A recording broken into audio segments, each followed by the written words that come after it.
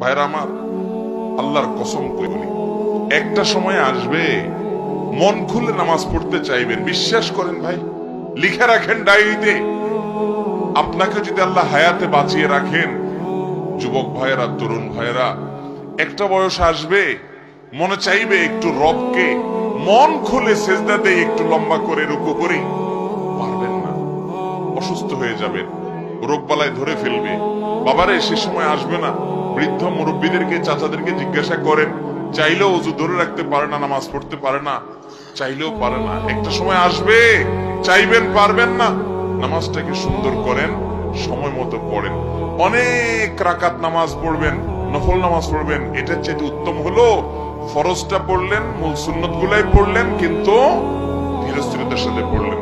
10 রাকাত তাড়াহুড়ো করে পড়ার চাইতে 2 রাকাত আস্তে আস্তে পড়া অনেক বেশি